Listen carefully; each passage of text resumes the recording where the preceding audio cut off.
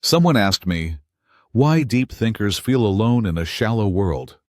Some people walk through life asking questions that others spend a lifetime avoiding. They aren't satisfied with the obvious.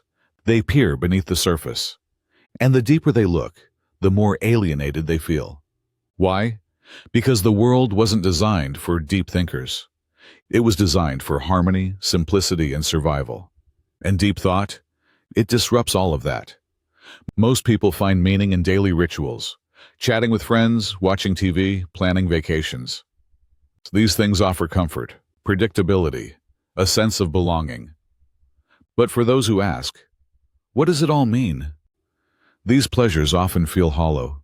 To the deep thinker, entertainment is distraction. Small talk is noise. Ambition is a hamster wheel. They're not being cynical. They're being honest. They see through the layers. They sense the performative nature of social life, the masks, the unwritten scripts, the need to fit in. And once you've seen it, it's hard to unsee. Philosopher Arthur Schopenhauer believed the more one understands the human condition, the harder it is to find peace within it. He wasn't trying to be dramatic. He was simply pointing out a pattern. The wise often walk alone. He wrote, "The more intelligent a man is, the more he tends to be unsociable." Why?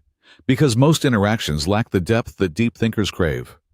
When you value truth over comfort, appearances begin to fade.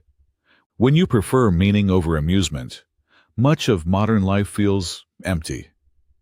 It's not that deep thinkers can't connect with others. It's that they often don't want to fake it. They don't want to smile at things they don't find funny. They don't want to chase goals that feel pointless. They don't want to pretend they're okay with a world that often feels senseless. And so they pull back. Not out of arrogance, but out of exhaustion.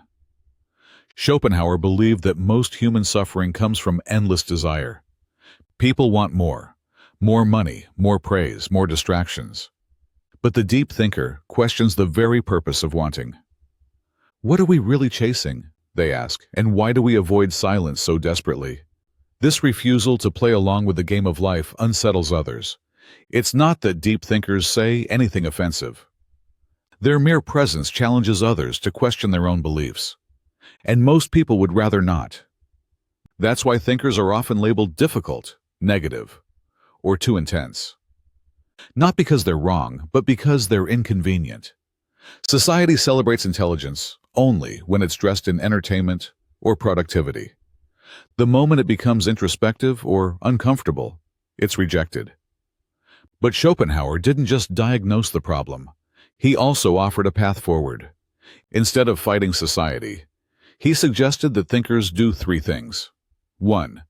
Embrace solitude, not as loneliness, but as creative power. Use it to write, build, imagine, and reflect. 2. Find your tribe, not necessarily in person, but through books, letters, art, and timeless ideas. Find minds that echo your own. 3. Know your audience. Don't cast pearls before swine. Save your insights for those ready to receive them. Observe. Don't preach. Modern deep thinkers face a new challenge. The digital age. Today's culture favors speed over substance. Algorithms reward outrage, not nuance. Memes travel faster than meaning. The loudest voices get heard, not the wisest. Scroll through social media. Who gets attention? The ones who say the most with the least thought. The ones who simplify truth into sound bites. The ones who say what people already believe. Not those who challenge it. Why is this? Because human beings are wired for comfort. Psychologists call it cognitive ease. The brain likes what's familiar. It resists what's complex. It fears what's new. This is why conspiracy theories thrive. Why shallow content goes viral. Why thinkers are often ignored until they're dead.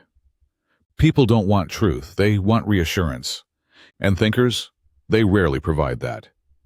Even institutions that claim to reward intelligence, schools, companies, governments, often punish true thinkers.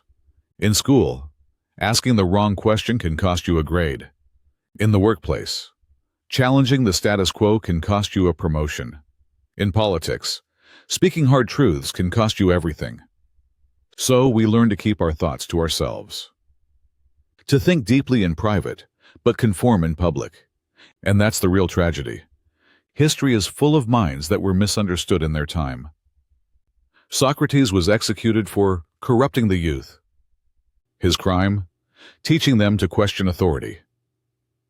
Galileo was silenced for proving scientific truths that threatened religious dogma.